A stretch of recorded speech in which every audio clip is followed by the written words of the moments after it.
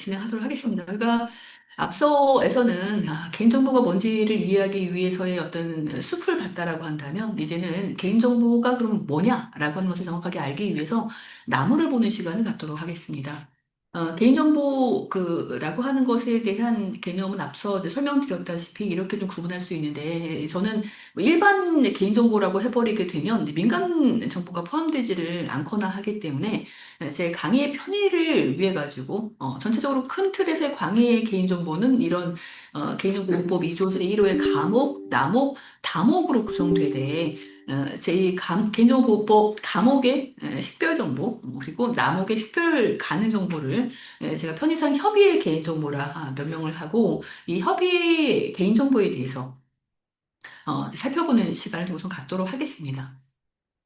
그리고 이제 개인정보 보호법 정의하는 것 외에도 이 기타 이제 개별법에서 개인 식별 정보라던가 아니면은 개인 신용 정보라던가 아니면은 개인 위치 정보 등에 대한 것들을 위치정보 보호법에서 규정을 해 두고 있어요. 그렇기 때문에 기타 이제 개별법에서 정의하는 바여서 여러분들이 영역평가를 수행을 하시면서 일반법인 개인정보 보호법에 대한 이해를 하고 있으시기는 하시지만 네, 그럼에도 불구하고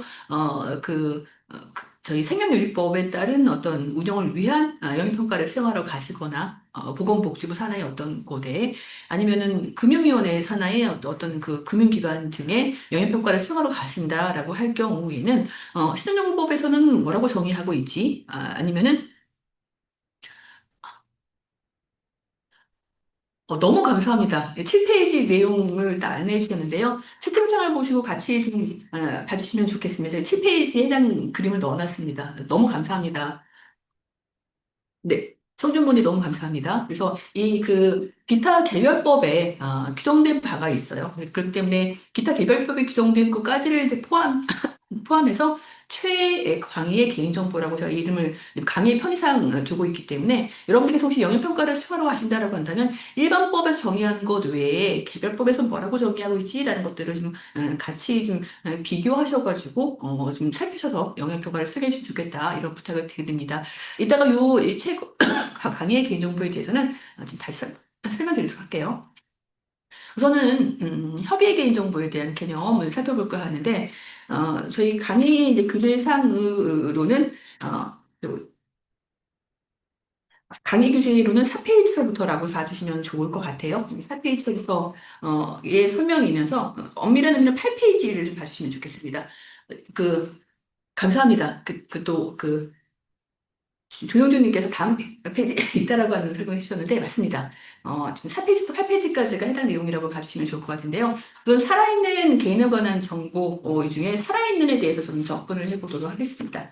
자, 개인정보보호법상의 용어 중에서 살아있는 개인에 관한 정보로서라고 하는 규정을 두고 있다 보니까, 당연하게 살아있는 개인에 관한 정보를 살필 수밖에 없는데요. 살아있는 개인에 관한 정보라고 하는 것을 바꿔 말하게 되면은 어, 살아 그 생명체가 아닌 자연인인 사람이 아닌 존재를 떠올려 봐야겠죠. 우리 법상으로는 자연인이 아닌 존재, 그러니까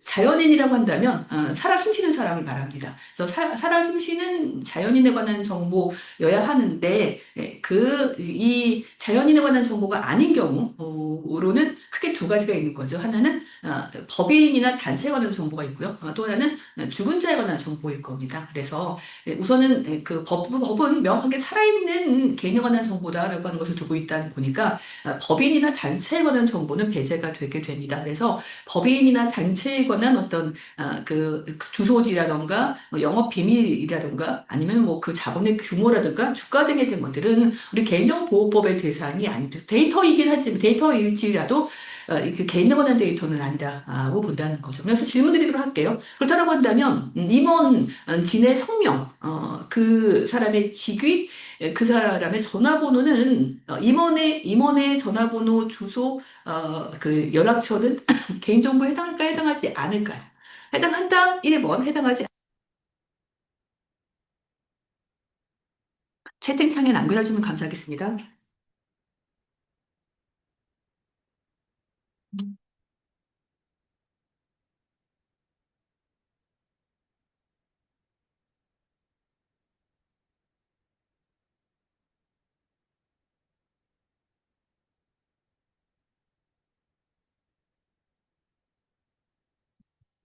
법인에 관한 정보이니까 임원에 관한 정보도 법인에 관한 정보 아니야? 라고 생각하실 수 있으실 것 같았는데, 모든 분들이 전문가분들이셔가지고 채팅창에 100% 정답을 다 올려놔 주셨네요. 맞습니다.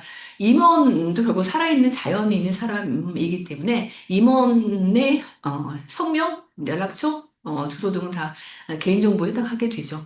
개인정보보호 시행되고 난 다음에 얼마 있다가 한 공공기관에 계신 분이 제게 전화를 했어요. 2015년 정도쯤에.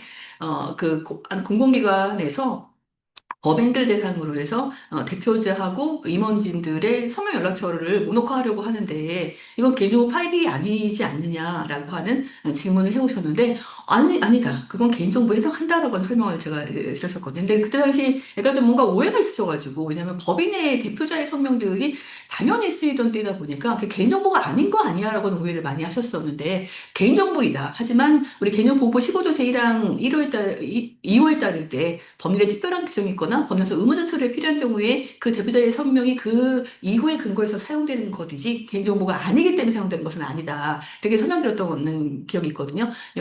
여러분들께서도 뭔가 그 부분에 대한 오해가 없으셔야 되죠. 아까 게임회사 같은 경우에도 이용자들에 대한 카드 번호, 아니면 이용자들의 결제 번호 내지 이용자의 IP 주소라고 한다면 이것도 당연히 개인정보에 해당하게 된다라고 봐주시면 좋은 그런 관점이라고 봐주시면 좋을 것 같아요. 때문에 이 대표자 임원진증은 자연인이라고 하는 점에서 이들에 관련된 정보는 당연히 개인정보에 해당하게 된다. 이렇게 볼 수가 있고요.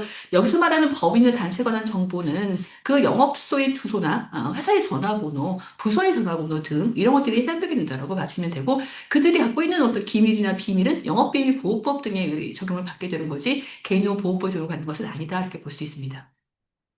사자에 관한 정보인데요. 이 죽은 자에 관한 정보는 개인정보보호법은 이미 2조 1호에서 명확하게 살아있는 개인에 관한 정보로서 이렇게 되기 때문에 살아있는 자에 대한 정보만을 얘기하게 됩니다. 때문에 죽은 자에 관한 정보는 원칙으로 배제가 되는 게 맞습니다만 우선 두 가지로 구분할 수 있을 것 같은데요. 그 사람이 살아있는지 죽은지 법상으로 명확하지 않은 경우가 있죠. 왜냐하면 실종되었거나 해서 특별 실종이나 일반 실종이 해당되거나 할 경우라고 한다면 뭐 실종 선고가 나지 않는 한은 살아있는 자로 간주되거나 하게 되기 때문에 그런 어떤 처리가 있고 또 하나는 해당 사람이 이제 사망을 하게 되면 이제 민법에 따라서 상속이 개시가 되게 됩니다. 상속자가 생겨나겠죠. 그에 따라서의 그 유족들과 관련되어지는 정보로 이어질 수 있다 보니까 원칙적으로는 사제 관한 정보는 배제가 되어져야 마땅하긴 합니다만 그럼에도 불구하고 유족과의 관련성을 띠는 정보라고 한다면 이때에는 유족에 대한 개인정보 보호 차원에서 이 사장에 대한 정보를 할지라도 유족과의 관련성을 띠는 정보이기 때문에 유족인 어떤 그 정보 주체의 개인정보보호법에 따른 어떤 보호 조치가 이루어지지 않거나 하게 된다고 하는 피해가 생길 수 있어서 이 사자에 관한 정보를 하더라도 유족과의 관련성을 띠는 정보 같은 경우에는 개인정보호법의 범주 안에 놓고 다루게 된다라고 하는 점을 참고해 주시면 좋을 것 같아요. 그러다 보니까 예전에 시체 검안소 쪽에서 근무하시던 분이 오셔가지고 그럼 제가 다루는 건 다 개인정보가 아니기 때문에 개인정보보호법의 적용을 받지 않아도 되겠네요 이렇게 말씀하셨는데 그분 아까도 설명드렸지만 법상으로 봐서 그분이 실제 이제 명확하게 죽은 자라고 판정되지를 않는다라고 한다면 그 전 단계까지는 어쨌든 그 개인정보보호법에 따른 어떤 운영을 할 필요가 있어서 법에 따른 어떤 운영들이 될 수 있도록 하라라고 하는 어떤 답변을 들었던 바가 있습니다. 그런 점에서 사제 관한 정보 원칙으로 배제가 된다. 하지만 예외적으로 허용 가능한 부분이 있다는 점으로 참고를 해주시면 좋겠습니다. 그 다음에 특정 개인과의 관련성을 띠는 정보에 대해서 살펴볼까 하는데요. 이 개인정보에서의 특정 개인과의 관련성이라고 하는 차원에서의 질문 하나 드리도록 할게요. 자, 이게 제가 한 7년 정도 전에 CPO분들 대상으로 서울, 대전, 대구, 부산에 가서 각각의 거점별로 계시는 CPO분들, 공공기관 CPO분들을 대상으로 강의를 진행했던 적이 있었는데, 강의가 3시간짜리 강의여서 1시간 강의를 끝내고 좀 쉬는 시간이 있더니 어떤 CPO분께서 제게 오셔서 질문을 하시는 거예요. 어떤 질문인가 하게 되면 한 정부 주체가 와서, 이런 요청을 했다는 거예요. 열람권을 행사한다라고 하는 이름하에 어떤 요청을 했는가 하게 되면 당신네 공공기관에 범죄 경력 공무원이 있다라고 하면 몇 명이고 누구이고 또 성범죄 경력이 있는 공무원이 있다라고 한다면 몇 명이고 누구이냐 이렇게 요청을 해왔는데 이거 이것을 열람시켜 줘야 되는 거냐 뭐 이렇게 이제 제게 질문하셨어요. 자, 그래서 질문 여기서 여러분들이 범죄 경력 있는 공무원이 어떻게 공무원이 돼? 라던가 아니면 성범죄 경력이 있는 공무원이 어떻게 공무원이 돼? 이렇게 생각하지 마시고 범죄 경력 중에는 운전면허 취소 처분이 포함될 수 있고요. 성범죄 경력에는 성희롱 등이 포함될 수 있습니다. 그래서 그런 것들은 다 배제하시고 또 하나 정보공개법에 정보공개법 구조에 따른 것도 배제를 하시고 그냥 단순하게 이 사안만 놓고서 봤을 때 과연 이 CPO 부분은 이 정보주체 요청에 따라서 해당 정보를 열람시켜줘야 됩니까? 아니면 열람시켜주지 않아도 됩니까? 열람시켜줘야 된다 1번. 바꿀게요. 열람시켜줘야 된다 2번. 열람시켜줄 필요 없다 1번. 자, 2번, 1번. 열람시켜, 줘야 한다 2번. 열람시켜줄 필요 없다 1번. 정답을 한번 채팅창에 남겨놔 주시면 좋겠습니다. 역시 여러분들 모두는 다 전문가분들이 맞으십니다. 여러분들은 다 꿰뚫고 계시네요.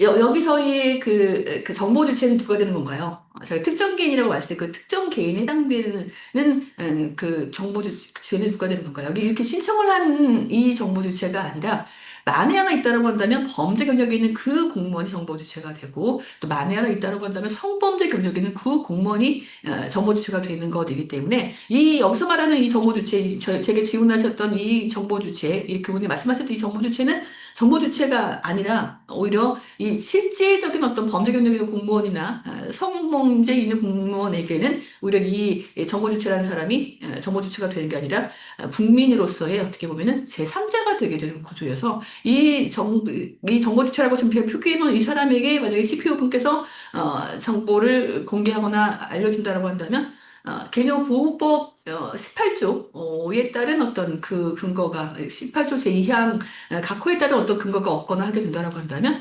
개인정보의 유출로 이어지게 되는 사고가 발생하게 된다 이렇게 봐야 하겠지요. 때문에 이 특정 개인과의 관련성이라고 하는 것은 일반적으로 특정 개인의 정체성을 구별하거나 밝혀낼 수 있는 정보를 말하거나 아니면 특정 개인의 과거나 현재 상황이나 상태를 나타낼 수 있는 정보를 말합니다. 그렇기 때문에 건강 상태부터 해서 아니면은 교육 상황이라던가 아니면은 재정 상황 그 사람의 현재 뭐 심리과 치료받았으면 심리 상황 등에 대한 것들이 다 포함되게 되어서 그 정보를 기반으로 특정한 사람을 특정해내거나 밝혀낼 수 있게 된다는 거죠. 때문에 아이디도 개인정보냐 했을 때 그 특정 회사 차원에서는 알 수 있는 거기 때문에 그 개인정보에 해당하게 되고요. 학교의 교본도 개인정보냐? 그 학교 내에서는 그 교수들에게 순번을 매겼기 때문에 교본이 개인정보에 해당하거나 학번도 개인정보에 해당하거나 할 수 있게 되죠. 그렇기 때문에 그 특정인을 식별하거나 구별을 해낼 수 있는 것인가. 그렇게 식별해 낼 수 있다라고 한다면 관련성이 있는 정보에 해당하게 된다. 이렇게 봐야 합니다. 그리고 이것을 기반으로 특정인에 관한 정보이다 보니까 당연히 지금 제가 하나의 그 설명을 하나 드릴게요. 예전에 어떤 그 분이 제게 전화를 갑자기 다급하게 전화가 걸어주세요. 뭐 어떤 내용이었는가 하게 되면 그 당신께서 갑자기 화면에 그 텔레비전 화면 영상이 나왔다는 거예요. 자, 동호회 활동을 하고 있는데 동호회 회장 되는 분이 어느 프로그램에 나와서 자신이 이런 동호회 활동을 하고 있다라고 하면서 그때 당시 동호회 회원들과 함께 찍은 사진을 갖다가 공개를 했다는 거죠. 그러다 보니까 자신이 동호회 활동을 한다는 것들을 주변 회사 사람들한테 비밀로 했었는데 그게 사진이 이제 방송을 타는 바람에 갑자기 이제 다른 어떤 지인이 그 영상을 보고 야 너 텔레비전 나왔더라? 이렇게 얘기하면서 또 그런 동호회 활동했어? 이렇게 알려와서 본인의 사진이 그렇게 게시가 된 거를 알게 되었는데 그 개인정보보호법 뭐 그 위반 아니냐 이렇게 저한테 문의해 오셨어요. 이 그 사진을 올리거나 할 때 본인이 나와 있다 할지라도 단체 사진을 올리거나 할 때 그 각각의 다 초상들이 그 개인을 특정할 수 있는 형태가 된다라고 한다면 다 그 초상별로의 각각의 주체들이 다 정보 주체가 되는 것이기 때문에 법에서 정한 어떤 바에 따른 적법한 어떤 행위가 아니라고 한다면 그런 어떤 초상 하나하나가 다 보호되어져야 한다라고 하는 점에서 개인정보보호법에 따른 어떤 법 위반이 될 요지가 꽤 높죠. 그렇기 때문에 여기 지금 그 저희 설명에 나와 있는 바와 같이 예를 들면은 아동에 대한 심리 치료를 진행하면서 부모와 상담을 진행해서 그 부모에 대한 상담 내용들을 치료 기록에 담았다라고 한다면 당연히 아동에 관한 개인정보도 포함되지만 부모 각각도 지금 그들의 개인정보이기 때문에 그 부모 모두도 모두에 관한 어떤 그 상담 기록도 다 부모의 관점에서는 개인정보에 해당하게 된다라고 볼 수가 있습니다. 때문에 특정인에 관한 정보에 대한 어떤 구분에 있어서 오해를 하면 안 된다라고 하는 거죠. 한 사람과 관련되어진 또 다른 사람을 특정할 수 있는 정보가 있는 것인가? 를 기반으로 판단해야 한다는 것이고요. 그다음에 정보에 대한 임의성이라고 하는 것은 모든 정보, 모든 형태의 어떤 그가 가능합니다. 때문에 이그 주관적인 어떤 정보라던가 아니 부정확한 정보, 내 허위 정보마저도 개인정보가 될 수 있다는 거죠. 거의 10년 다 돼가는 것 같은데 예전에 연예인 엑스파일이라고 해서 광고 회사에서 만든 연예인들에 대한 연예인들의 이름 등을 뭐 가명 처리한 파일이 있었어요. 근데 그 파일을 읽는 순간 누군지를 알 수 있었죠. 그리고 그 파일의 대상이 언급된 당사자는 본인이 아니다라고 뭐 그 부인을 하거나 하긴 했지만 어쨌든 간에 그것이 부정확한 정보, 허위 정보라고 할지라도 어쨌든 그 정보를 기반으로 누군지를 식별할 수 있다라고 한다면 이때에는 개인정보에 해당하게 됩니다. 그렇기 때문에 이 처리 형식 매체도 제한이 없고요. 그다음에 아까 제가 게임 회사에 대한 얘기를 설명드렸는데 이 게임 회사에서 특정인의 IP 주소를 가져가거나 특정인의 휴대폰을 기반으로 해서의 뭐 그 사진첩에 들어가서 영상 정보를 가져가거나 뭐 페이스북 기반이라는 이름하에 이렇게 가져간다라고 한다면 그것도 다 각각의 개인정보가 된다라고 하는 점을 참고해 주실 필요가 있을 것 같습니다. 그래서 객관적인 사실도 주관적인 어떤 평가 등에 대한 것들도 그리고 부족한 정보마저도 그리고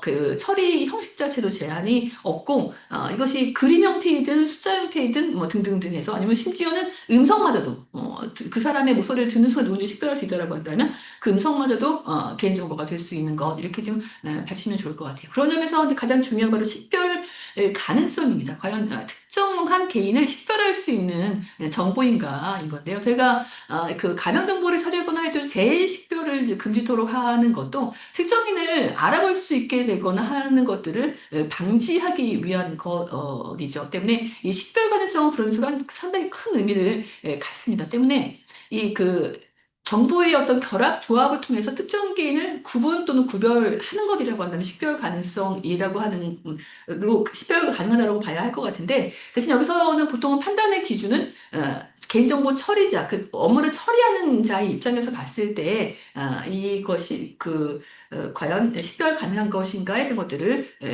좀 살펴서 진행하게 된다 이렇게 보시면 좋을 것 같아요.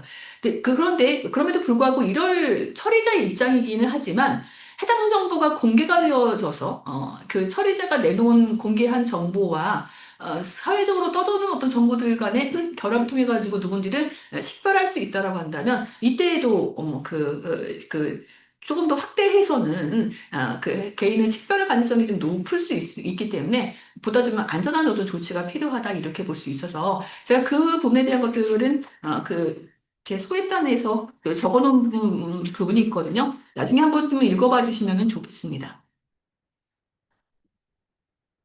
그리고 그러다 보니까 이 그 식별 가능성을 살피거나 할 때 두 가지를 검토하게 됩니다. 하나는 입수 가능성이고 하나는 결합 가능성인데요. 이 입수 가능성은 그 해당 결합이 되어 있는 정보가 합법적으로 접근될 수 있는 정보인 건가를 기반으로 살피게 되고요. 때문에 해킹이나 절취 등의 불법적인 방법으로 취득한 정보는 우리 개인정보보호법의 대상이 되지는 않습니다.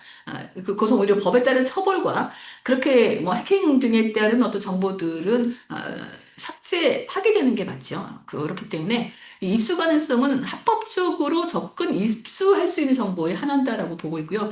결합 가능성 같은 경우에는 현재의 어떤 기술 수준 등을 고려하거나 했을 때 비합리적인 범위가 아니라고 한다니까. 많은 돈을 들이거나 여러 번의 필터링을 하거나 했을 때에 비로소 누군지를 알아볼 수 있다. 이런 것까지를 요구하는 게 아니라 현재는 그 기술 가지고 그냥 이렇게 현찰모여 했더니 누군지를 알 수 있더라. 라고 했을 때, 이럴 때, 그 결합 가능성이 있다. 이렇게 본다는 점을 참고해 주시고, 기존에 2020년도 법 개정 전에는 입수 가능성이라는 용어 자체가 없었고, 결합 가능성이라고 하는 것도 그 쉽게 찾아볼 수 없었지만 해설서에만 존재하다가 2020년 법 개정으로 입수 가능성은 아예 법문 안에 들어와서 저 용어적인 파트 안에 있고요. 또 그리고 결합 가능성도 그 해당 문구 안에 결합해서 이런 식의 표현으로 결합 가능성도 도출해낼 수 있어서 이 식별 가능성이라고 하는 것을 살피거나 할 때 이렇게 입수 가능성, 결합 가능성에 대한 것들을 같이 좀 검토해서 접근한다는 점도 참고를 해주실 필요가 있을 것 같아요. 때문에 화면에 보시는 게 바로 개인정보의 유형입니다. 그래서 개인정보보호위원회가 내놓은 개인정보에 대한 유형인데요. 그래서 한 가지 여러분들이 좀 그 이해를 해주셔야 될 게 이게 다가 아니라는 겁니다. 아까 설명드렸던 그 구성 요소들을 기반으로 그 놓고 봤을 때 과연 식별 가능성이 있는 것인가 있다라고 한다면 개인정보로 해석될 가능성이 농후하고 때문에 개인정보보호법이 정한 바에 따른 의무 등을 준수할 필요가 있습니다. 그리고 가능하면은 개인정보 처리자 중심으로 개인정보 처리자의 입장에서 판단하긴 하지만, 이 그 정부 주체의 개인정보 자기결정권을 보호하는 차원에서 법을 좀 준수해 주시는 걸로 해석하는 게 낫다라고 하는 점도 참고를 해 주시면 좋을 것 같아요. 때문에 이메일 주소 내지는 쿠키 이런 것들도 개인정보에 해당한다 이렇게 봐야 하죠. 근데 대신에 이메일 주소가 무조건 개인정보다라고 하는 표현은 쓸 수 없어요. 왜냐면은 회사의 공용 이메일이라든가 부서 자체의 이메일들은 회사 이메일 주소도 있기 때문에 회사 내에 그 각각의 그 뭐죠? 직원들을 대상으로 개별적으로 부여한 이메일 주소라던가 개인이 만든 이메일 주소 등은 당연히 개인정보에 해당되게 됩니다. 그래서 이메일 주소가 언제나 개인정보다 그건 아니죠. 그 회사 차원 내지는 기관 차원에 운영되는 공용 등 대표 회사 이메일 주소 이런 것들은 그 해당되지를 않지만 개인이 관리하고 개인에게 특정되어 발급된 이메일 주소다라고 한다면 이때는 개인 정보에 해당하게 된다라고 봐야 하고요. IP 주소라든가 이런 것들도 개인 정보에 해당하게 됩니다. 그렇기 때문에 그 개인정보가 아니다라고 하는 접근보다는 될 가능성은 없는가를 타진해서 접근할 필요가 있다. 이런 설명을 드리고 싶어요.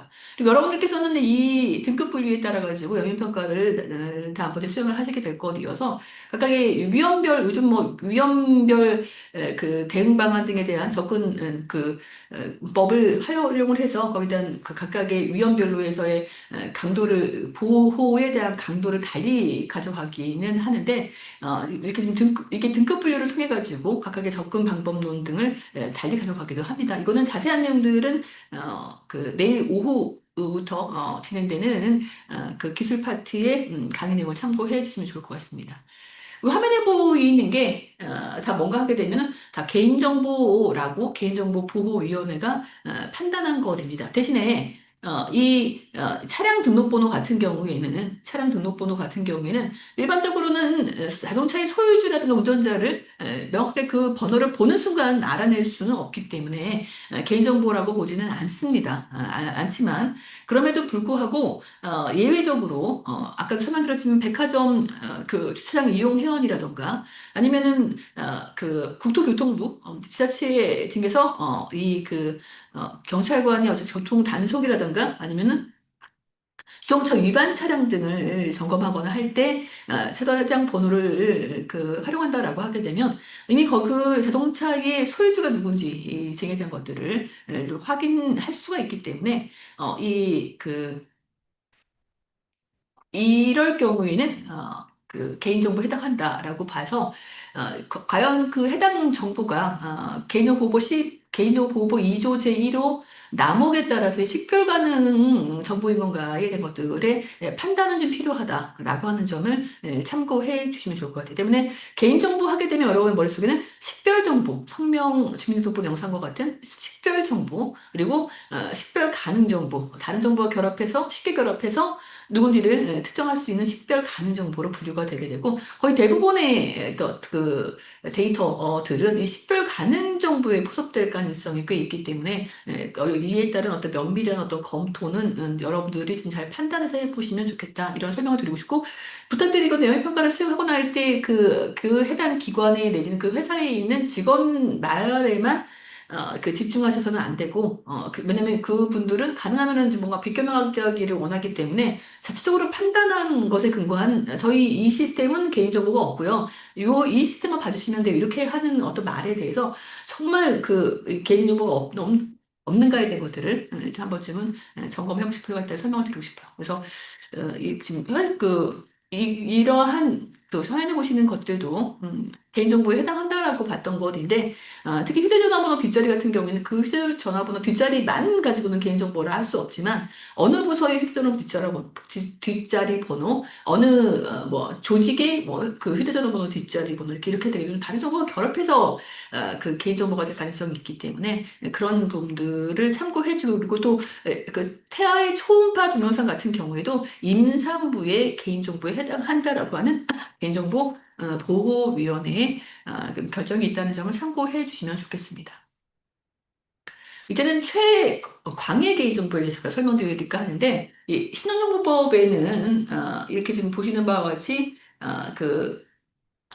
개인 신원정보라고 하는 용어를 사용하고 있고, 또 그것 외에도 그 뭘 두고 있는가 하게 되면은 개인 식별번호라고 하는 것을 사용을 하고 있습니다. 이 개인 식별번호에서 여러분들이 또 주의를 해주셔야 될 게 뭔가 하게 되면 개인 식별번호를 이렇게 보고 있어요. 어떻게 보고 있는가 하게 되면은 개인 식별번호를 이렇게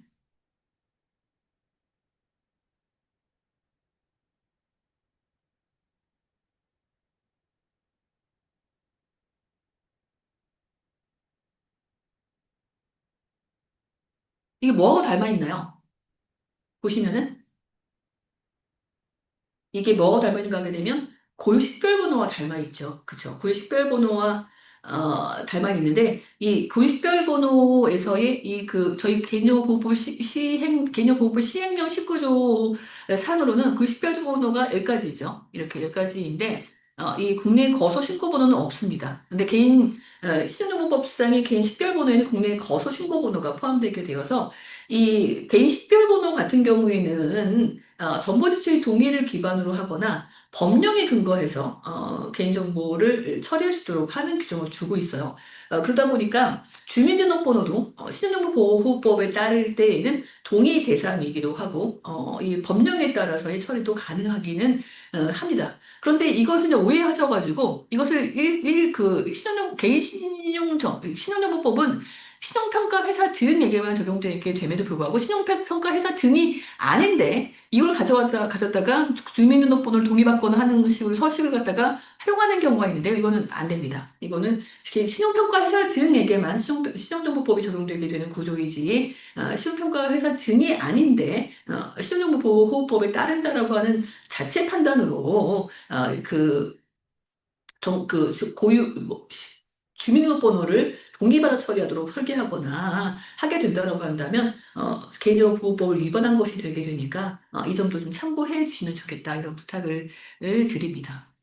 그리고 또 하나 여기 생명윤리법상으로 보시면 개인 식별정보라는 이름하에 연구 대상자와 그리고 배아, 난자, 정자 또는 인체 유해물의 어떤 기증자 위에 성명, 주민등록번호 등이 개인을 식별할 수 있는 정보다라고 하는 그 규정을 두고 있어서 생명윤리법상의 개인 식별정보가 또 우리가 알고 있는 개인 식별정보와 조금 더 다른 면에서 적용되어지기 때문에 혹시 생명윤리법에 따른 어떤 영역평가를 수행하러 가신다라고 하게 되면 이 법이 정한 바에 따른 또 방식과 절차가 있어요. 그리고 그렇기 때문에 그 개인정보에 대한 처리 절차도 조금 다르고 하기 때문에 생명유지법을 지금 꼼꼼하게 살펴서 그 영향평가를 수행하러 가실 필요가 있다. 이런 설명을 드리고요. 위치정보보호법상은 개인 위치정보가 있습니다. 이 개인 위치 정보 같은 경우에는 일정한 특이된 전기통신 설비라던가 아니면 전기통신 회선 설비를 이용해서 특유된 값을 기반으로 운영되는 것으로서 이러한 어떤 위치 정보의 특정인의 어떤 위치 정보라고 한다면 개인 위치 정보가 되게 되고요. 이 개인 위치 정보 주체는 이런 개인 위치 정보에 의해서 특별되는 자를 말하면서 해당 법상으로는 개인 위치정보 서비스 사업자 같은 경우에는 이용 약관에다가 이 동의 관련된 사항 등을 담고 동의를 받게 되면은 적법한 처리가 되게 됩니다. 그렇기 때문에 약관에 따른 처리를 하네? 이건 안 되는 거 아니야? 이렇게 오해하지 마시고 위치정보 사업자인가 위치 기반 서비스 사업자인가 등을 먼저 앞단에서 살피신 다음에 그 개인정보 처리자가 영향평가를 수행하려고 했더니 물론 이제 민간까지 의무는 아닙니다만 이제 그 인공지능 기반의 뭐 운영 등을 하기 위해 가지고 영향평가를 수행하기 위해서 여러분들에게 이런 요청을 해오거나 한다라고 한다면 그 해당 개인정보 처리자가 위치 기반 서비스 위치 정보 사업 위치 서비스 사업자인가 등에 대한 것들을 점검하셔가지고 그 법에서 요구하는 바에 따른 이용 약관에 정보 주체에게 알릴 고지 사항 등을 포함시켜서 이용 약관에 대한 동의를 받는 것으로의 정보 주체 동의를 가름하도록 하는 조항을 두고 있거나 하기 때문에 그 위치 해당 법이 말하는 어떤 수법 대상에 해당되는 개인정보 처리자인지를 먼저 살피셔가지고 진행할 필요가 있다. 이런 설명을 드리고 싶어요. 그렇기 때문에 그렇지 않다라고 한다면 일반법인 개인정보보호법 적용 되게 되고 이 위치정보보호법에서 말하는 수법 대상인 어떤 개인정보 처리자라고 한다면 이 위치정보보호법이 정한 바에 따른 것들을 먼저 적용을 하고 그 다음에 나머지 일반적인 사항들은 개인정보보호법 적용되게 되는 거다. 이렇게 좀 봐주시면 좋겠습니다. 이제는 가명정보에 대한 개념으로 나가볼까 하는데요. 가명정보라는 것은 여기 비식별 정보 중에 하나입니다. 그러면서 그 여러분들이 아시는 바와 같이 개인정보보호법에 적용을 받게 되는 구조이고요.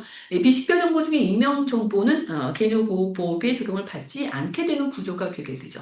이 가명정보는 처리하는 목적이 있습니다. 이 세 가지 목적이 아니면 함부로 그 정보로 활용을 하면은 안 돼요. 또 통계적성 목적이 있고요. 또 하나는 과학적 연구 목적, 그리고 공익적 기록 보존 목적인데, 여기에 그 저희 개인정보보호법 28조의 2에서는 통계적성, 과학적 연구, 공익적 기록 보존 등 이렇게 되어 있다 보니까 어떤 분들은 오해를 하셔가지고, 이게 단순한 열거규정에 해당되게 된다.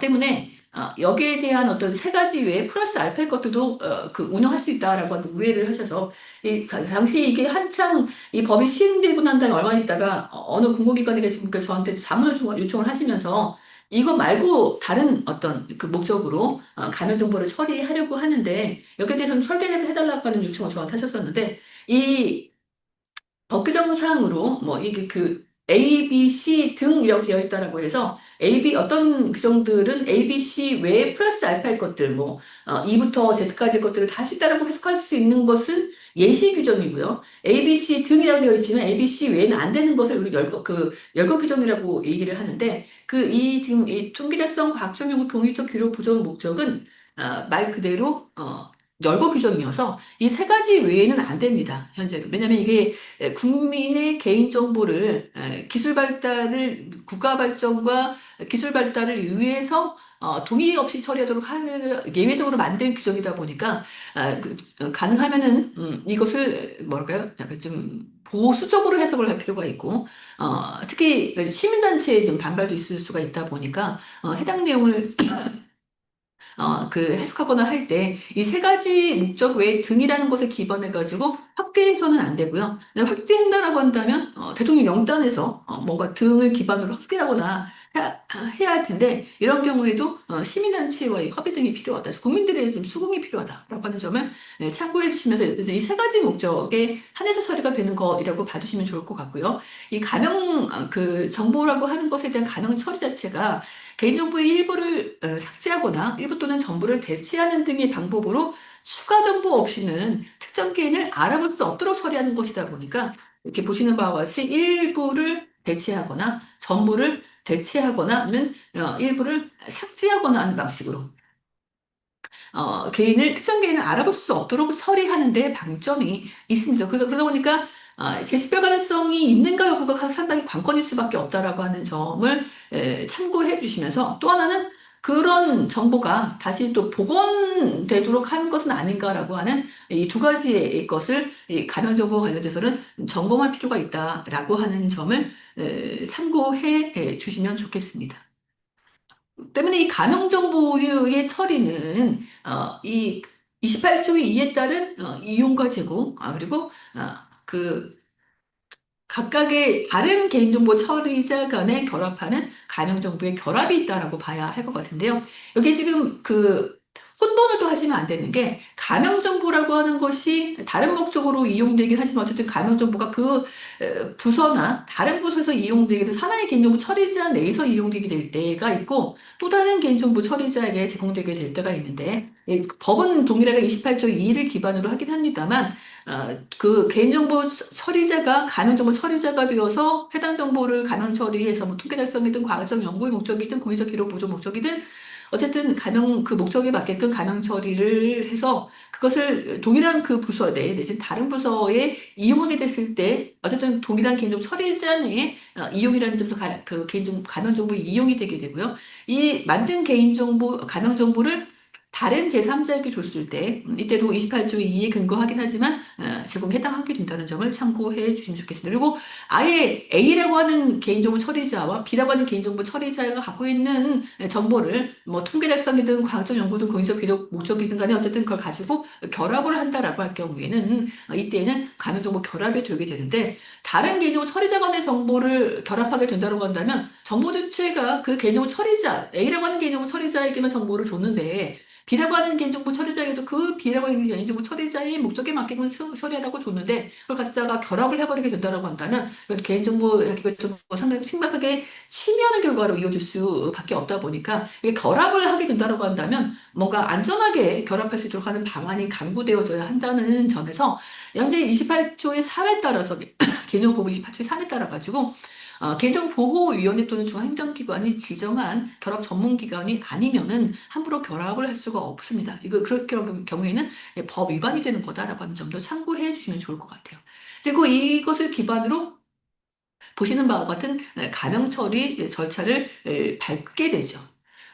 만약 여러분들이 어느 A라고 하는 기관에 갔는데 A라고 하는 기관의 업무 담당자가 그 전문가이시니까 저희가 지금 올해부터 데이터 기반 사업 때문에 그 가명 그 처리를 해서 가명 정보를 활용하려고 합니다.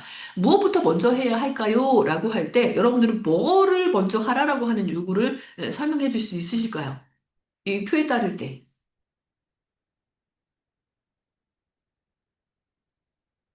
이게 이 표에서 한 가지 더 준비된 게 있어요. 뭔가 하게 되면 기존에는 목적 설정 등만 하라고 하는 것들이 안내가 있었습니다만 우리 지금 개념보호법상으로는 가명정보는 안전하게 또 관리가 되어져야 한다는 점에서 내부 관리 계획 등의 것들이 마련되어져야 합니다. 그러다 보니까 우선은 가명정보를 처리하기 전에 내부 관리 계획, 이 내부 관리 계획은 가명정보에 맞는 요건들이 있어요. 그 가명정보에 맞는 요건들에 따른 내부 관리 계획이 마련될 수 있도록 하는 안내를 하신 다음에 이를 기반으로 어쨌든 이렇게 지금 가명정보 처리가 될 수 있도록 해주시면 좋겠다는 설명을 드리고 싶고 또 하나 이 가명정보 같은 경우에는 이따가 제가 설명하지 못할 것 같아서 가명정보 개념 파트에서 같이 설명을 하는데요.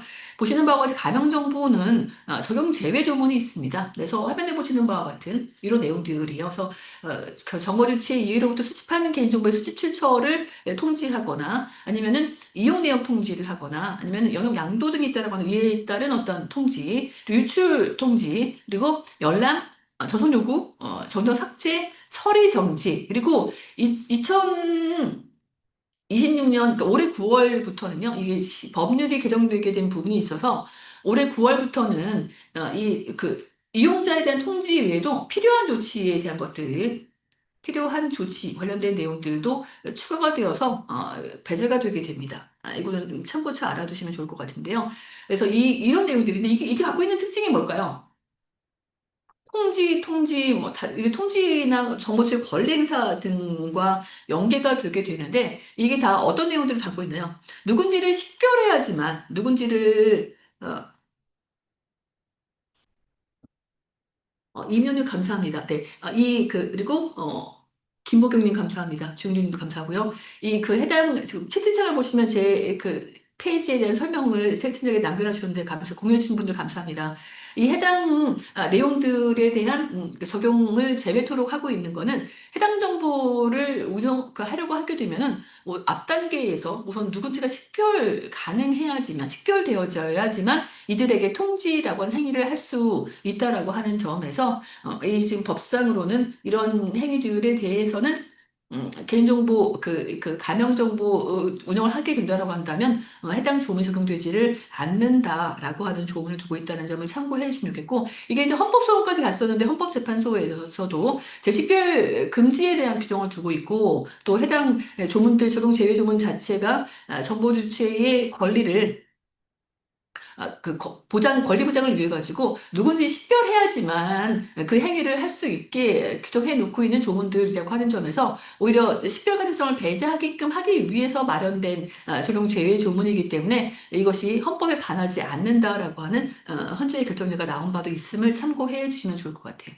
이제 익명정보에 대한 것을 살펴볼까 하는데 이 익명정보는 익명정보라고 하는 용어 자체는 우리 그 법에 존재하지는 않습니다만 이 시간, 비용, 기술 등을 합리적으로 고려할 때 다른 정보를 사용해서 더 이상 개인을 알아볼 수 없는 정보라고 한다면 이건 익명정보에 해당되게 돼서 개인정보 보호 적용을 받지를 않아요. 자율주행차동차법에서도 그 개인을 식별할 수 없게끔 가명 정보로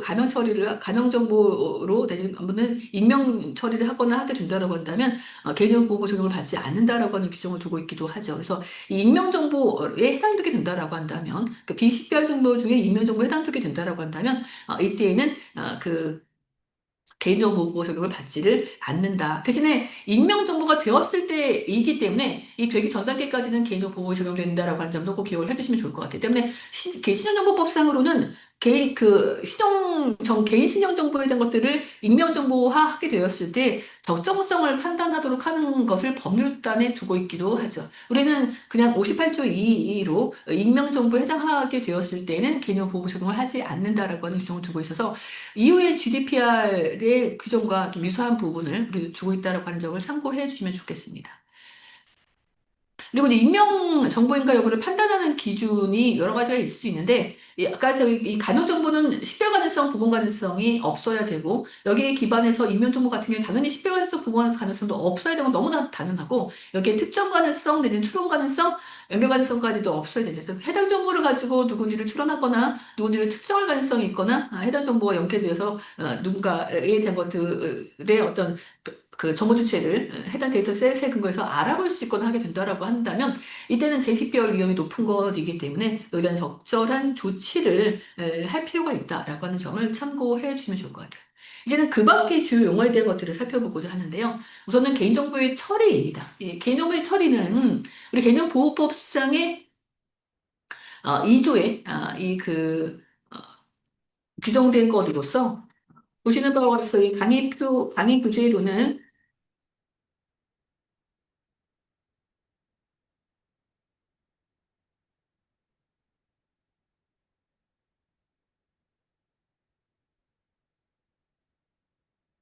30페이지입니다. 너무 이미 있어서 그 채팅창에다가 30페이지로 공유해 주신 분들 너무 감사합니다.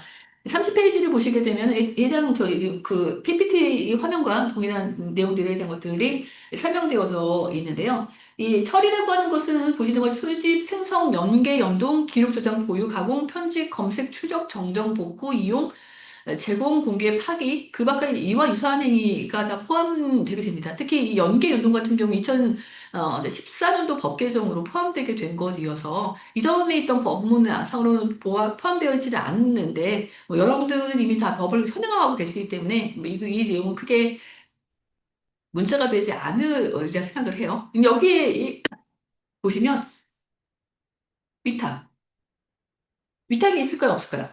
여기 처리에 한번 꼼꼼하게 한번 보세요. 그러면 위탁이 있나요, 없나요? 위탁이 없습니다. 이 위탁은 처리를 위탁하는 것이기 때문에 보유라고 하는 행위를 위탁할 수도 있고 편집이라고 하는 행위를 위탁할 수도 있고 복구를 위한 위탁일 수도 있고 이렇게 되어 있는 것이어서 개념보호법 25조는 바로 이러한 26조는 바로 이런 위탁에 관련된 사항을 규정하고 있다는 점도 참고해 주시면 좋을 것 같아요. 또 하나 개념보호법과 시정정보법을 비교하게 되면은 시정정보법상에는 수집하고 가로고 조사가 포함되어 있고, 또 결합이 포함되어 있는데, 때문에, 우린 이거 못하는 거 아니야? 왜 신용보상에 처리하고 기능보호법상의 처리가 달라? 이렇게 생각하지 마시고, 그 밖에 이와 유사한 행위라고 하는 것에 포섭될 수 있음을 참고해 주시면 좋겠다. 이런 부탁을 드립니다. 그리고 해석론상으로 위폰 배달 사업자라든가 인터넷 서비스 공자가 그 다른 사람의 개인정보를 확인할 수가 없고 단순히 해당 정보만을 전송하는 업무라고 한다면 이때에는 그 개인정보 처리로 보지를 않아요. 그런데 이 인터넷 서비스 제공자가 특정인 뭐 이 그 정보통신 망법상의 그 이용자의 뭐 거부 행위 등에 대한 것들을 위해 가지고 그 해당 그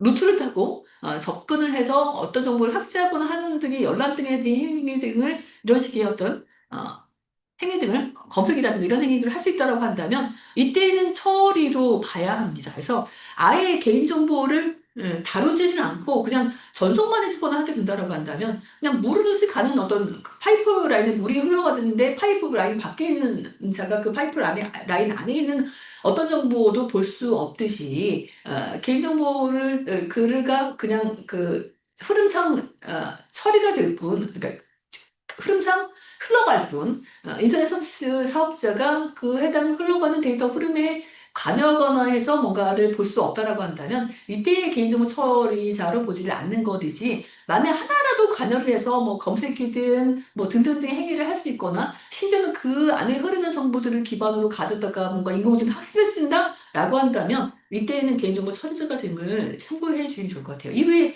GDPR의 뭐죠? 워킹 파티 29 그 가이드라인에서도 해당 정보가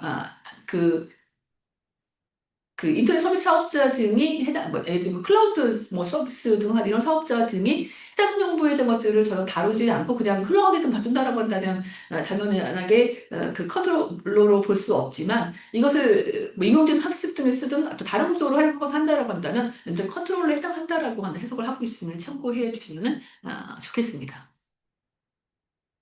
이제는 정보 주체에 관한 설명으로 접근해 볼까 하는데요. 이 정보 주체는 아까 살펴봤기 때문에 그 다 추가 설명을 할 필요는 없지만 예전에 이런 경우가 있었어요. 화면에 보시는 바와 같이 어떤 경우인가 하게 되면 그 환자에 대한 정보를 약사들의 동의를 받아가지고 그, 그 한 재단법인의 그러니까 프로그램을 만드는데 처리를 했던 적이 있어요.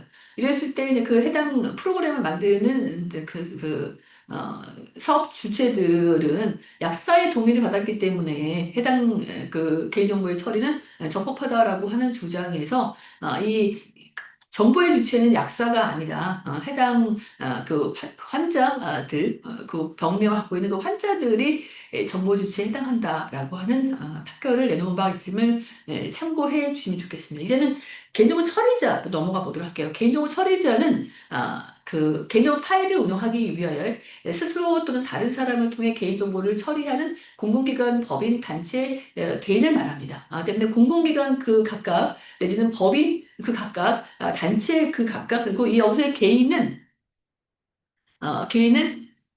업무 목적이기 때문에 주로 프리랜서 등이 여기에 해당되게 된다고 봐주시면 좋을 것 같아요. 왜냐면 업무 목적으로 개인적 파일을 운영하기 위해서 스스로가 그 개인 스스로가 프리랜서로서 업무를 처리하거나 다른 사람을 통해 다른 사람은 직원들일 수도 있고 아니면은 또 다른 어떤 위탁 행위를 받은 어떤 수탁자일 수도 있는데 어떤 이들을 통해서 개인정보를 처리를 하게 되는 자라고 봐야 한다는 점에서 수탁자도 개인정보 처리자에서 제외가 되게 되고요.